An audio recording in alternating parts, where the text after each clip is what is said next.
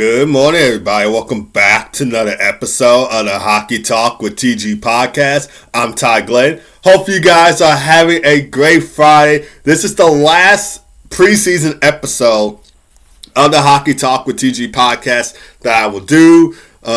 Saturday is the final day of the NHL preseason, but as always, I do my episodes every Monday, Wednesday, and Friday, so this will be the last preseason episode I'll do of the Hockey Talk TG podcast.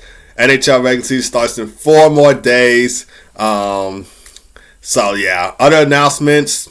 The NHL prospects ranking video, and I know I've been saying this a lot on the Hockey Talk with TG podcast, but I haven't got to it yet. Will be coming out this Saturday, so stay tuned for that. It's going to be coming out this Saturday on the TG Hockey channel. Probably around between 9 and 10 o'clock a.m. Central Time. So stay tuned for that. Other NHL news. I'm going to share a schedule with you guys this week. So today we're going to be doing an episode of Hockey Talk TG Podcast. Saturday will be the prospects ranking video. Sunday will be the I'm going to release my predictions for where each team will finish in their division, the 2025-26 NHL season. So those 2 videos will be coming out on Sunday. Monday will be a season preview, opening night preview episode of the Hockey Talk with TG podcast. So I just wanted to share that before we go ahead and get started. And I will post that on my social medias on Twitter, Instagram. I'm going to post that on my social medias, and I'll also put it either in the comments section of this episode of the Hockey Talk TG podcast on YouTube, or I'll put it in the description on YouTube, Spotify, Apple Podcasts, and iHeartRadio, so you can look for it there. Anyway, since you are new to the Hockey Talk with TG podcast, it's your first time listening, first time checking out the podcast, make sure to hit that like, subscribe button on the Hockey Talk TG podcast YouTube channel. Also, make sure to follow the Hockey Talk with TG podcast on Spotify, Apple Podcasts, iHeartRadio. We are with you guys every Monday, Wednesday, and Friday from 11:30 a.m. to noon Central Time, 12:30 p.m. to 1 p.m. Eastern Time. So make sure to smash that subscribe button, hit that like button, hit that notification bell, and follow the Hockey Talk TG podcast so you don't miss an episode of the Hockey Talk TG podcast. And it also helps me get my podcast out to more and more people. So just hit that like button, if you will. Hit that subscribe button, hit that follow button, and share the Hockey Talk TG podcast as well. Really helps me out, get this to more people, and to grow my podcast. But without further ado, let's go ahead and get started into the NHL news for today. Starting things off with Gavin McKenna. He will be making his Penn State debut Friday today against the Arizona Sun Devils. Of course, he is going to be the 2026 number 1 overall pick in the 2026 NHL Draft. He is the cousin of Connor Bedard, by the way, to those who did not know.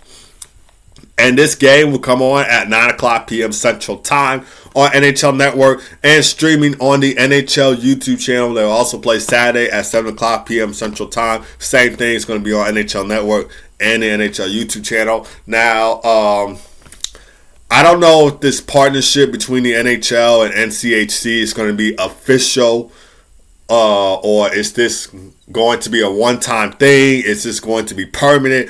I don't know where it's at right now. It's just going to be for this specific game only, or is this going to be permanent? Is this going to be a new deal that the NHL is going to do with the NCHC forever, or is it just for this one game? But I'm pretty sure we'll hear news about it as we go along into these games for the NCHC and stuff like that. But taking a look at where these teams rank coming into this game, Penn State enters this weekend game slate ranked number 5, while Arizona is number 14 in the preseason USCHO poll. And the Arizona Sun Devils, they were a solid NCHC team last year, finishing with a 21-14-2 record, and they bring a lot of talent. One of them being Cullen Potter, who was drafted by the Calgary Flames in 2025 NHL Draft.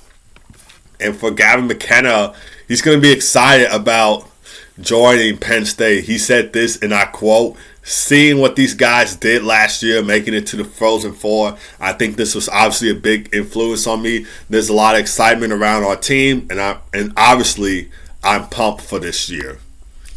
And he's going to be aware that the transition from playing the juniors, because he did play in the WHL for the Medicine Hat Tigers for, I believe, 3 seasons. And that transition from playing the juniors to playing at the college level, it's going to be tough for Gavin McKenna, which, P.S., they do have, I think, the NCAA and junior leagues like the WHL, OHL, I think they have some type of agreement that players can now, from the juniors, can now play at the NCAA college level. I know Porter Martone played in the OHL for the Brampton Steelheads, and he's going to be playing for Michigan State University this upcoming hockey season. So he was drafted by the Flyers in the 2025 NHL Draft, but he's not going to be playing with Philly right away. So yeah, there is some type of agreement between these junior leagues that they can now play at the NCAA college level. Gavin McKenna, he did commit to Penn State this offseason in July 2025.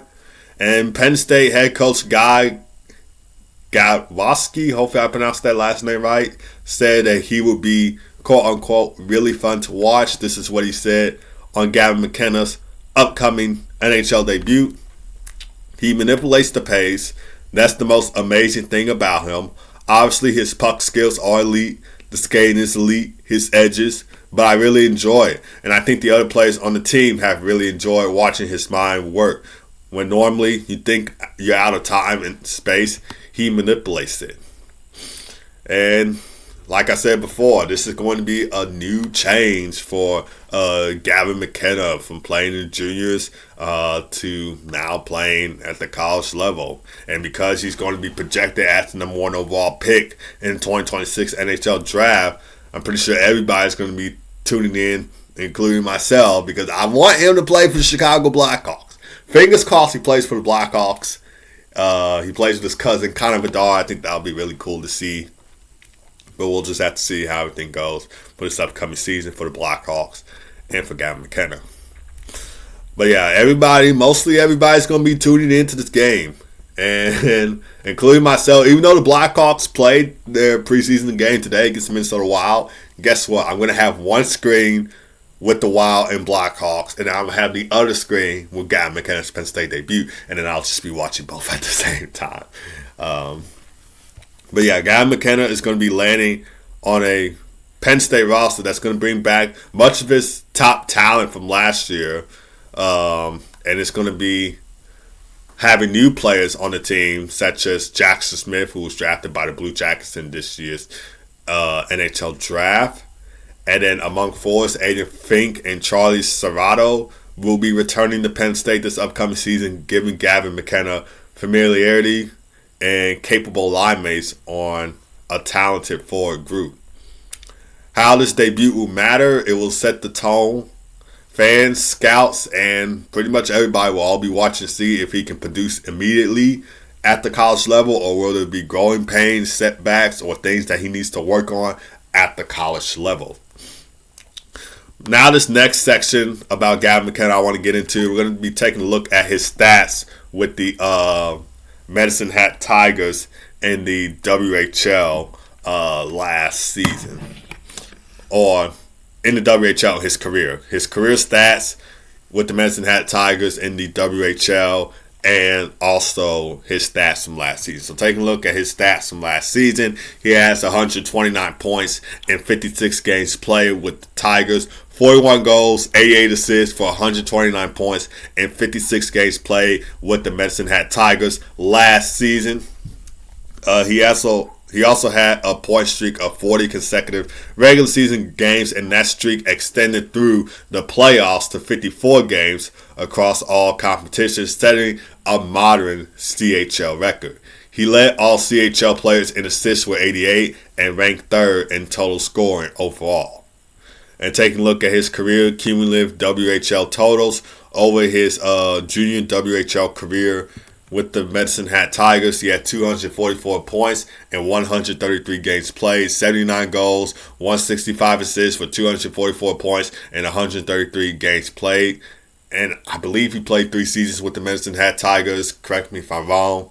And in the playoffs, he had 38 points in 25 games played, 9 goals, 29 assists for 38 points in 25 games played. He reached 200 WHL career points in just 118 games played, among the fastest in modern WHL history. His awards and recognitions in the WHL, he was named CHL Player of the Year in 2025. He won the Ford Broncos Trophy, which basically is WHL Player of the Year. He was in CHL, WHL First All-Star Team honors.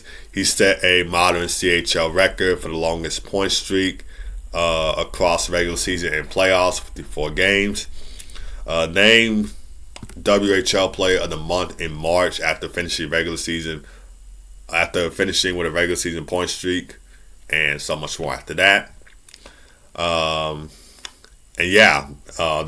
his WHL career stats. What Penn State fans and possibly scouts can be expecting this season from Gavin McKenna.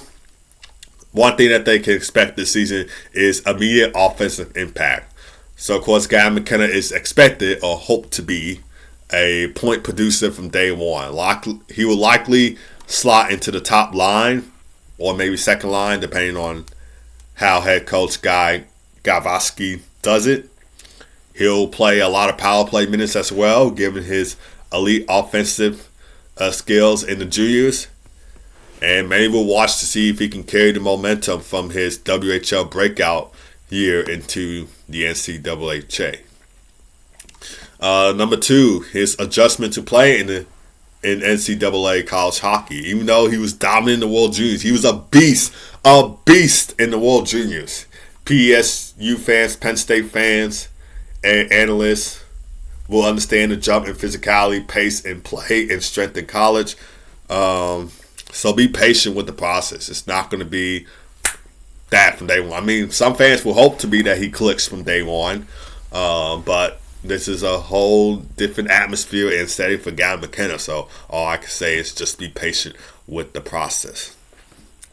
Number 3, line chemistry with teammates. So since Penn State is going to be bringing back at least most of his players from last season, Gavin McKenna will play with strong line mates. Aiden Fink, Reese Labach, hopefully I pronounced that last name right, given his immediate support. And coaches might also ease him into heavy defensive zone roles or penalty kill initially. So he's going to be getting a lot of minutes on special teams. So that will be one thing to look out for. And last but not least, consistency. So will he be consistent?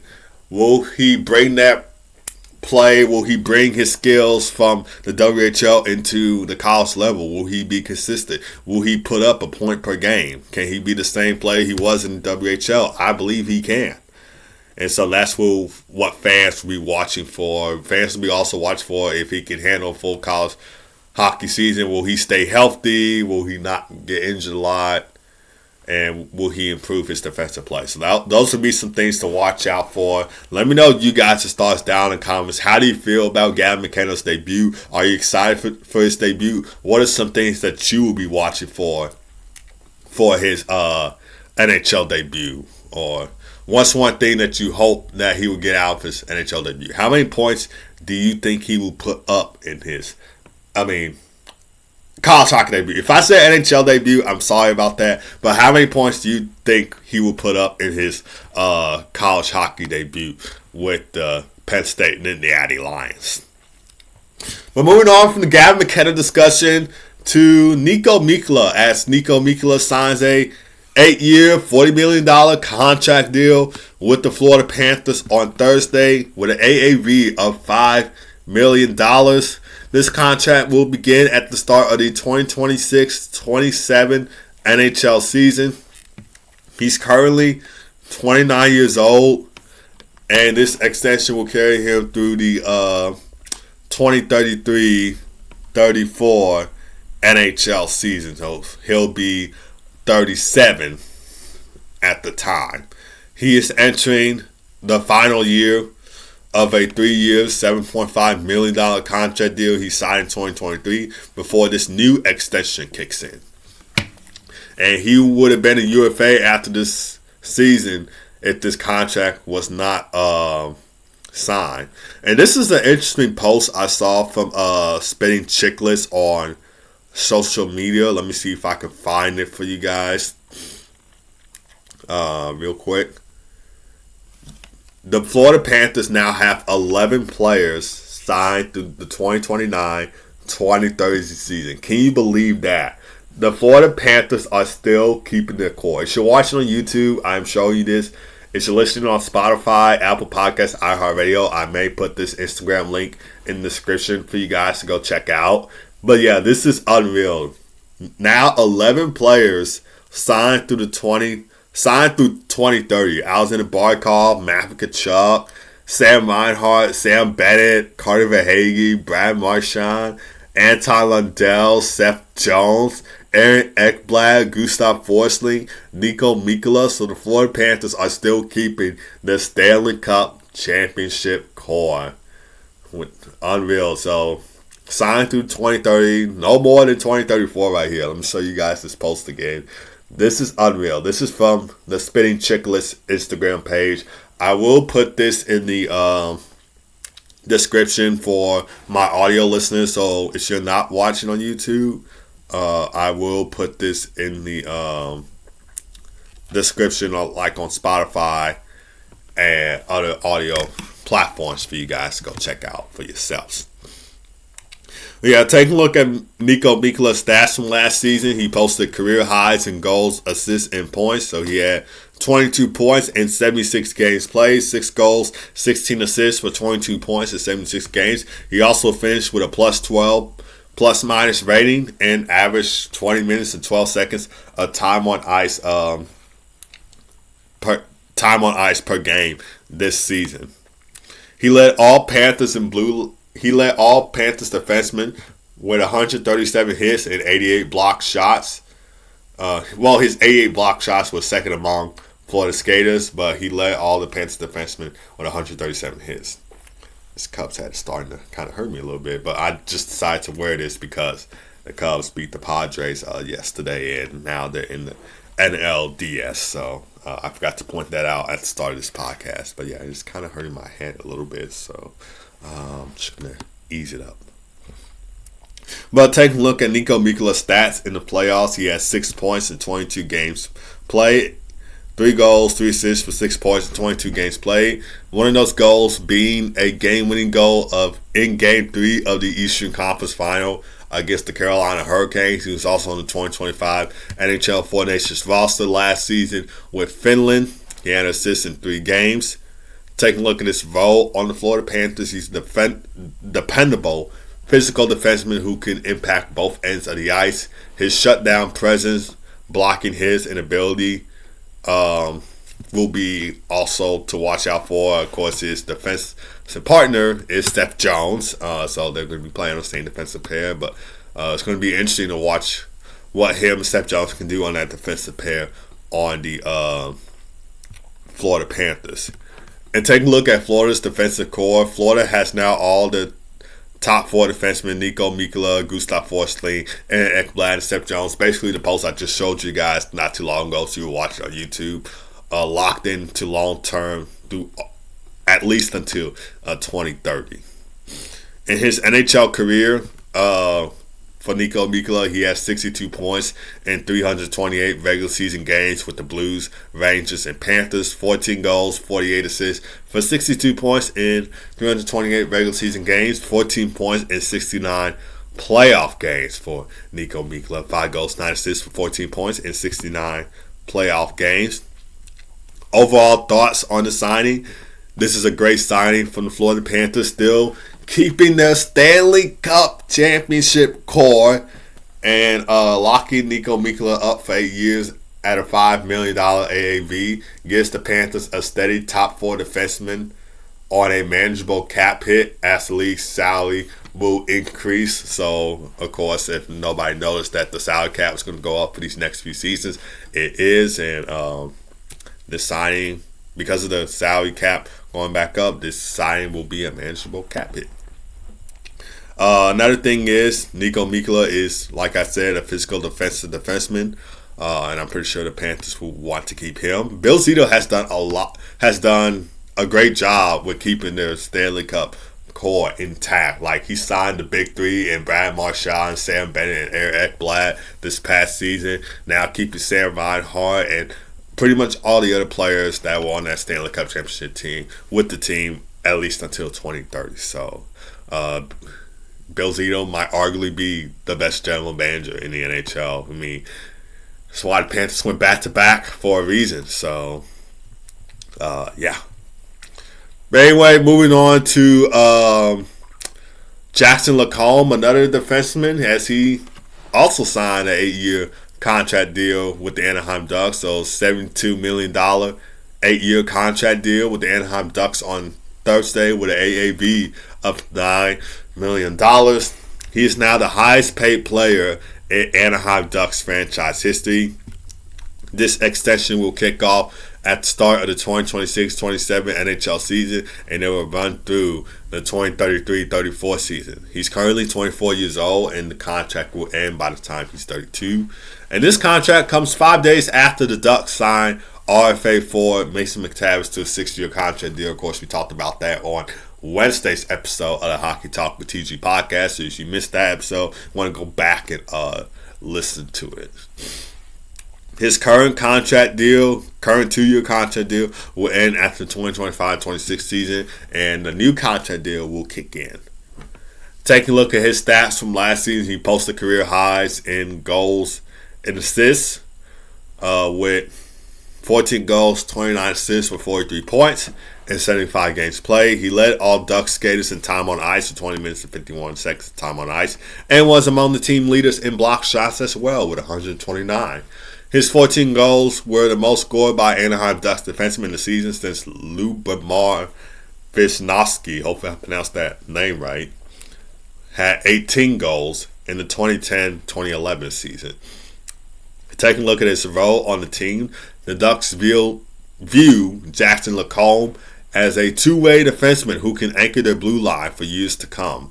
So that will be his role in the team. Overall thoughts on the signing: another great signing in Anaheim's rebuild. Signing Jackson Lacombe to an 8-year contract deal shows that the Ducks are serious about locking in the young core for the long haul.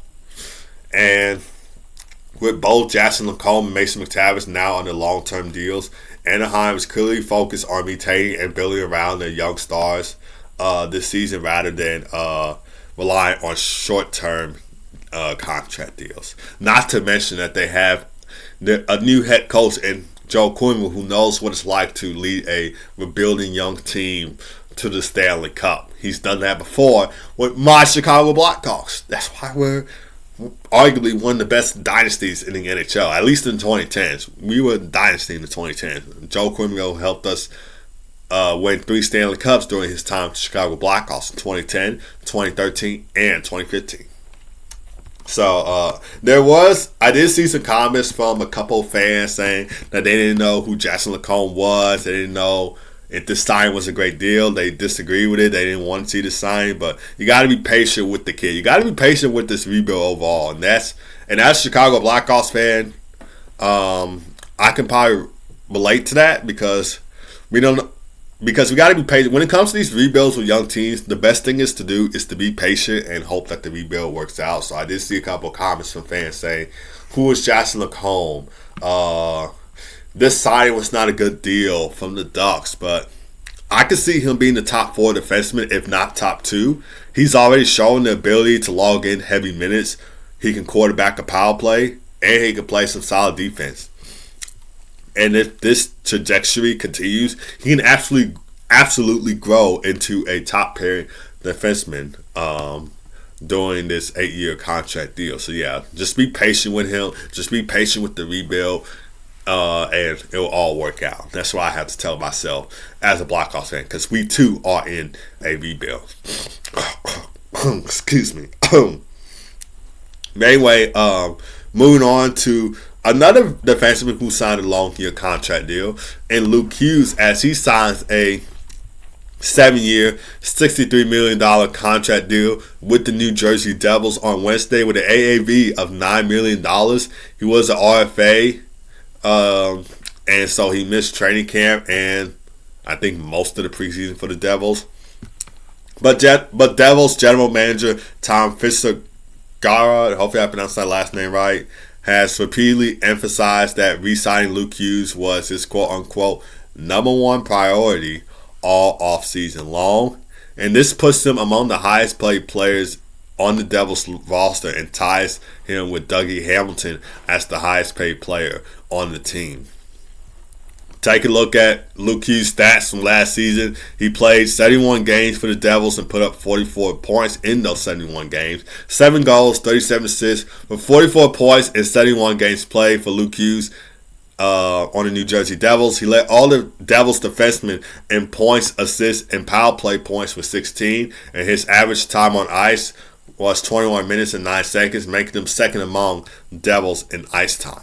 And fun fact, Luke Hughes now earns $9 million AAV, more than his brother Jack with an $8 million AAV, and his brother Quinn Hughes, whose AAV is around $7.85 million. His contract also extends longer than Jack Hughes, anchoring him as a long-term piece of the Devils' defensive and organizational core. So still trying to keep in their young players for the long haul. Luke Hughes has shown strong puck movement, offense from the back end, and ability on the power play. So he's a great offensive defenseman to watch. Besides Cale Makar, at least for me, he's a great offensive defenseman to watch. Last season, he was often paired with veteran Brett Pesce, providing defensive stability to counterbalance Luke Hughes' offensive skills. And the Devils are expected to continue this growth in his defensive play, reducing those gaps in the area that he gains experience.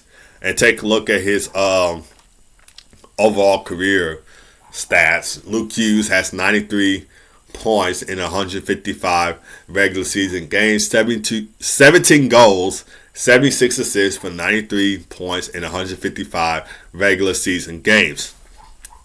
Overall thoughts on the signing. This is a great signing for the New Jersey Devils. So locking up Luke Hughes to a 7-year contract extension gives New Jersey long-term security on the back end. He's a dynamic, young offensive defenseman who's already producing and still has another level to reach. His elite skating, transition ability, and offensive instincts make him a perfect fit for today's pace-driven game.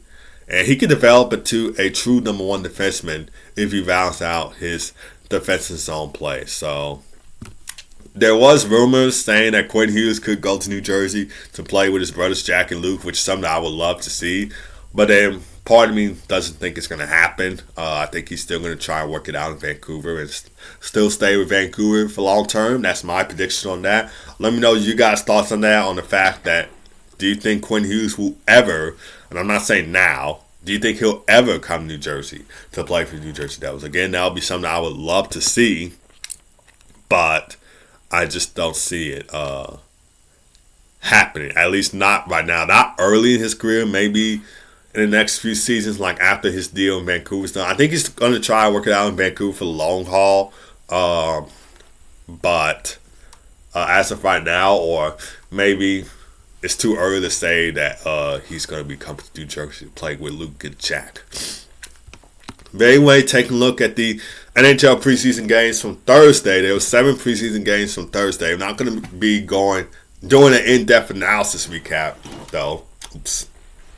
So, the Bruins and Capitals. The Bruins won 3-1 yesterday against the Washington Capitals. Ryan Leonard scored the lone goal for the Capitals in this game. Alex Ovechkin did play in this game because, again, we talked about on the Hockey Talker TG podcast before that he's been out with a lower body injury, and he didn't play against the Capitals game against Columbus, and he got to practice with the Capitals, I believe, on Tuesday. No points in this game for OV. He finished with 21 minutes and 7 seconds of time on ice, 1 shot on goal, and finished with a -2, plus-minus. Red Wings versus Maple Leafs. The Red Wings won 3-1 in this original 6 showdown. Austin Matthews scored for the Leafs. Dylan Larkin, Alistair Brickett, and Emmett Finney scored for Detroit. And Detroit actually outshot Toronto 42-19 in this game. Panthers versus Lightning. The Lightning won 5-2 in the Battle of Florida matchup. And this was a wild game, by the way. This was a wild game. I think in the third period got wild. A bunch of fights happened in this game, and it was just crazy. But it's always going to get crazy when it comes to the Panthers and the Lightning facing each other in the Battle of Florida matchup. Devils versus Rangers. The Devils went 3-1 in this Hudson River rivalry matchup. The Islanders versus Flyers. The Islanders won 4-3. Senators versus Blues. The Blues won 7-1. So a blowout win for the St. Louis Blues in their preseason matchup against the Ottawa Senators. And for the Kings versus Mammoth, the Mammoth won 2-1. Taking a look at the NHL preseason games on the slate for today. There's only 5 preseason games on the slate for today. Starting with the Buffalo Sabres taking on the Pittsburgh Penguins at 6 o'clock p.m. Central Time. That game will air on NHL Network for you to watch. Followed by the Minnesota Wild taking on the Chicago Blackhawks at 7 o'clock p.m. Central Time. So Central Division showdown right there. And the first of a home preseason game back-to-back for the Blackhawks because, of course, they play tomorrow against St. Louis. The Winnipeg Jets taking on the Calgary Flames at 8 o'clock p.m. Central Time. So a Western Conference Canadian showdown right there. And then followed by the Edmonton Oilers taking on the Vancouver Canucks at 9 o'clock p.m. Central Time. So Pacific Division showdown. And then another Pacific Division showdown happening between the San Jose Sharks and the VGK Vegas Golden Knights at 9 o'clock p.m. Central Time. And you can't forget about Gavin McKenna's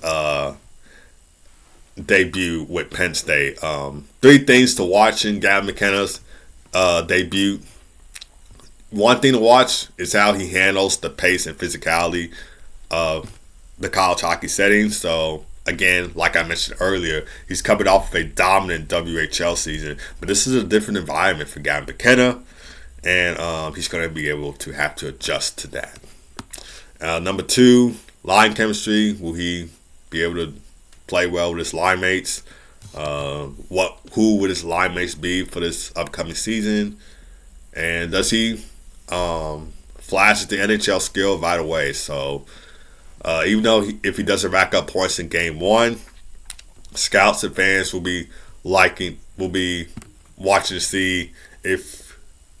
his skills to see if he can adjust to the level of pace. Will he be able to control the tempo? What will his vision and timing on passes be? Like stuff like that. Where is his hockey IQ standing at right now? So that'll be another thing to watch in Gavin McKenna's debut. So I just want to throw that out there again after mentioning the NHL preseason games. Obviously, it's going to be something big to see. That's going to do it for this episode of the Hockey Talk with TG podcast. Thank you guys for tuning in as always. Don't forget to hit like, subscribe on the Hockey Talk TG podcast YouTube channel. Make sure to follow the Hockey Talk TG podcast on Spotify, Apple Podcasts, and iHeartRadio. And subscribe to the YouTube channel. We are with you every Monday, Wednesday, and Friday from 11:30 a.m. to noon Central Time, 12:30 p.m. to 1 p.m. Eastern Time. So make sure to smash the subscribe button, hit that like button, hit that notification bell. Make sure to follow on YouTube, Spotify, Apple Podcasts, and iHeartRadio so you don't miss an episode of the Hockey Talk TG podcast, and so you don't miss all the latest NHL news, teams, players, stats, and other in-depth analysis that you won't hear best anywhere else. And you'll only hear on the Hockey Talk with TG podcast. Both of you guys have a great rest of your day. Keep God first as always. Be blessed. Enjoy Gavin McKenna's Penn State debut. It's going to be a fun one. I'm going to be watching that along with the Blackhawks game against the Wild today. So have 2 screens up. Enjoy your weekend. And I'll see you on Monday for another episode of the Hockey Talk with TG podcast. Take care.